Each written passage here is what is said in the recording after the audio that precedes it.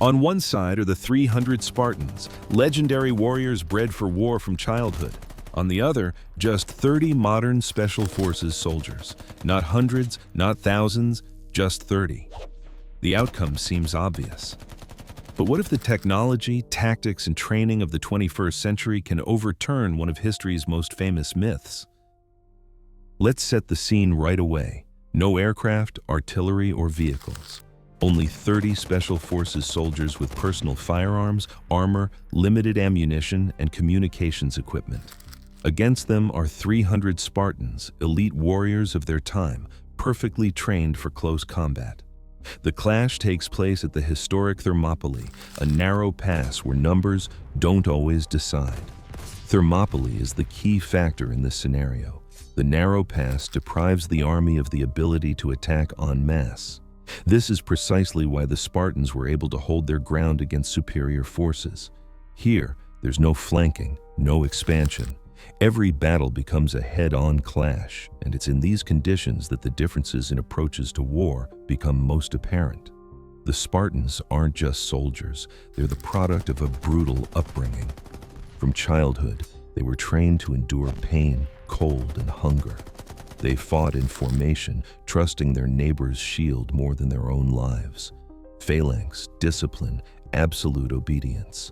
For them, death in battle is an honor. They know no fear of retreat and don't break under pressure. Modern special forces are a completely different kind of warrior. There are no formations or rituals. Each fighter is an autonomous unit, capable of making decisions in seconds. They are trained to operate in conditions of chaos, lack of information, and constant risk. Their strength lies in teamwork, communication, and the ability to adapt on the fly, even when the situation spins out of control. When the Spartans first see the enemy, they seem strange and unfamiliar. No shields, no spears, no familiar formation. Men in unfamiliar armor, with unfamiliar weapons, taking up positions at a distance. A few seconds of silence, and then the first shot rings out. This sound had never been heard before at Thermopylae, and from that moment on, everything begins to unravel. The bullets strike their targets instantly. The Spartans fall before they can even get close. Shields designed for spears and arrows do not stop such a blow. It's a shock to the formation. They are accustomed to seeing the enemy in front of them, to feeling contact. Here, death comes from a distance. But even this doesn't break them. The phalanx closes and the warriors continue to advance. The Spartans do what they do best. They form closer, raise their shields, and begin a slow, inexorable advance. Their goal is simple: close the distance at any cost. Every step forward is pressure. They know that if they make contact, the battle will change. And that's precisely what they're counting on. The special forces don't fire chaotically. Fire is distributed across sectors, each controlling their own zone. They aim at key points in the formation, creating gaps. Every shot is deliberate. In a narrow passage, even a small number of fighters can create a deadly corridor. But ammunition is finite, and this is factored into every decision. Despite the distance and control of the area, the battle isn't without mistakes.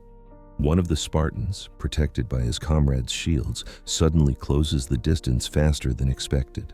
The spear finds its mark. For the special forces, this is the first warning sign. In a narrow passage, any second of hesitation can cost lives. Modern armor reduces damage but doesn't make the fighters invulnerable. Tension rises sharply. After the first losses, the special forces change tactics. Less movement, more control. Shooting becomes even more economical. Every shot is coordinated. Every target is chosen with priority. They abandon attempts to outmaneuver the Spartans in speed and rely on maintaining maximum distance. This is no longer a dynamic battle, but a methodical containment. Special forces are accustomed to the enemy being afraid, hiding, or retreating.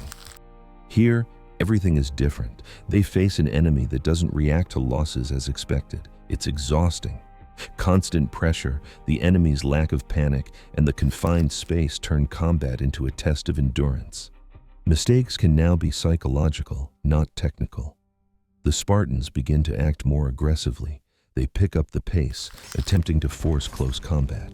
A few meters, and the distance becomes dangerously close. The special forces are forced to retreat to the narrowest part of the passage. Their room to maneuver is almost gone. Now, any advance is a step toward the last line of defense. The distance between the opponents is closing critically.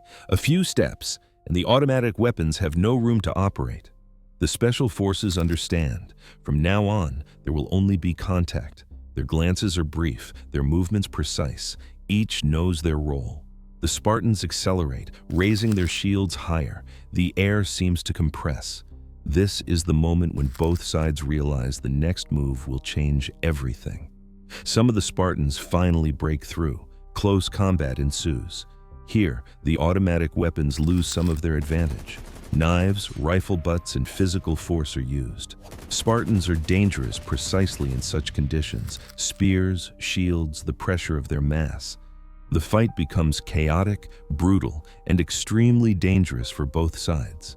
After the first seconds of hand-to-hand combat, the battle completely loses its clear shape. There is no longer a front line, no clear direction of attack.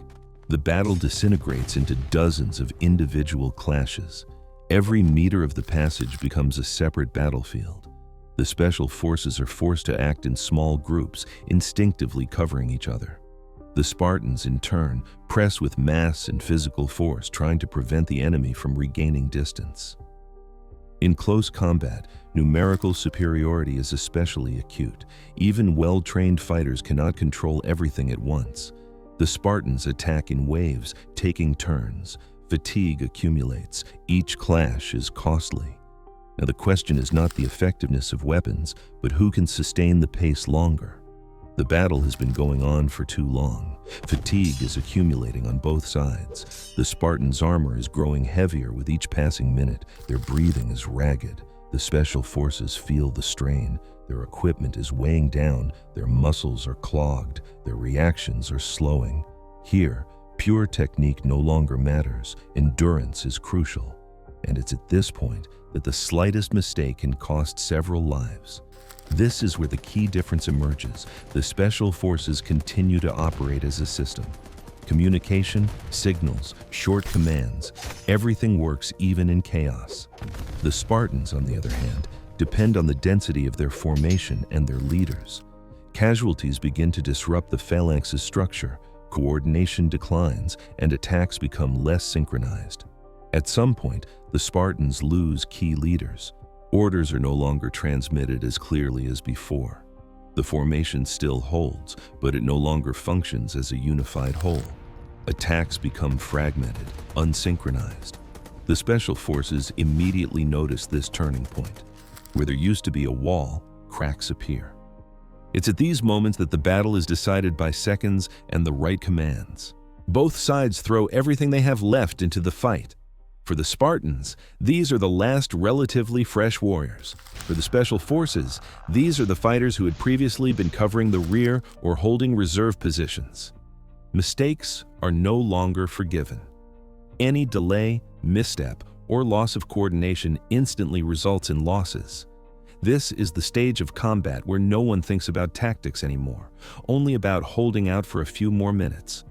When the Spartan line breaks down, the battle changes. The special forces regain control of the distance. Fire becomes pinpoint, aimed at key targets. Every second counts against the attackers. Advancement comes to a near standstill. Losses mount, and the space available makes it impossible to compensate with numbers. At Thermopylae, with limited space and communication maintained, 30 special forces soldiers have a real chance of winning. But it's a victory at a high cost. Losses on both sides are enormous. This isn't a demonstration of absolute superiority, but a clear example of how organization, tactics, and technology can compensate for a tenfold numerical disadvantage. It's important to understand, this outcome is only possible under specific conditions. If the passage had been at least doubled, the Spartans' numbers would have become decisive. In an open field, 300 warriors could have outflanked the positions, engaged them from the flanks, and overwhelmed the special forces. Thermopylae literally forced a narrow corridor battle, where each side was forced to fight differently than they were accustomed to. Even in this scenario, the Spartans do not appear weak. Their endurance, discipline, and willingness to move forward under fire are qualities that never fade.